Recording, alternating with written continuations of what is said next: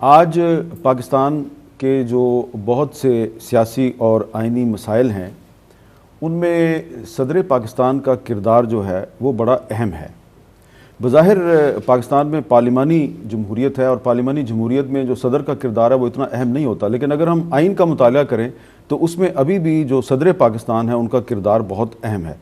تو موجودہ صورتحال میں جو صدر پاکستان ہیں وہ اپنا کردار کیسے ادا کر رہے ہیں اور ان کو مزید کیا کردار ادا کرنا چاہیے، اس پر آج ہم گفتگو کریں گے، اور ہم نے زحمت دیا جناب ڈاکٹر عارف الوی صاحب کو، صدر پاکستان۔ بہت بہت شکریہ صدر صاحب۔ سب سے پہلے تو لوگ یہ جاننا چاہیں گے کہ آپ کے عہدے کی مدت پوری ہو چکی ہے لیکن آپ ابھی تک پریزیڈنٹ ہاؤس میں بیٹھے ہوئے ہیں، آپ نے یہ عہدہ کیوں نہیں چھوڑا؟ اچھا، ایک تو آئین یہ کہتا ہے کہ صدر کنٹینیو کرے گا جب تک اس کا الیکٹوریٹ موجود اس دوبارہ دوسرا صدر الیکٹ نہیں کر لیتا۔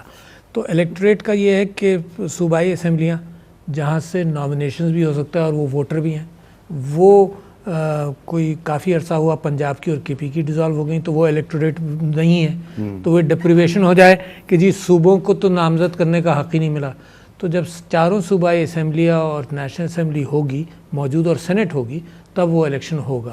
تو وہ ویکیوم پاکستان کے لیے بہت ہی غیر مناسب ہے کہ میں چھوڑ کر چلا جاؤں، کیونکہ مدت پوری ہو گئی، کیونکہ آئین نے اس کا اہتمام کیا ہوا ہے کہ وہ الیکٹوریٹ نہیں ہوگا، تو جب تک صدر الیکٹ نہیں ہوتا تو میں کنٹینیو کر رہا ہوں۔ اچھا، یہ بڑی اچھی بات ہے کہ آپ پہلے نہیں بلکہ چوتھے صدر ہیں جس نے اپنی مدت پوری کی۔ ہاں، آپ سے پہلے فضل اللہ چودھری صاحب کی مدت پوری ہوئی، پھر آصف زرداری صاحب کی، پھر ممنون حسین صاحب کی، آپ کی بھی پوری ہوگی۔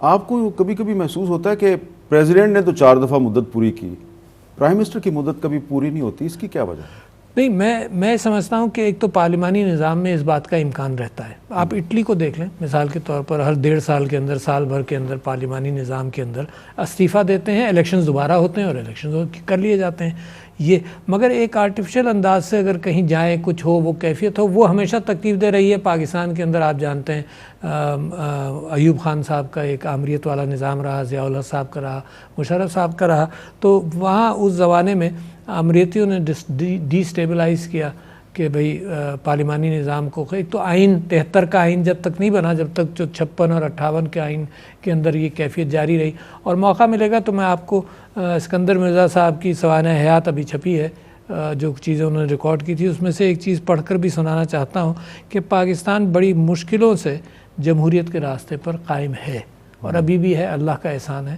کہ پاکستان مشکلات سے گزرتے ہوئے جمہوریت کو چلا رہا ہے۔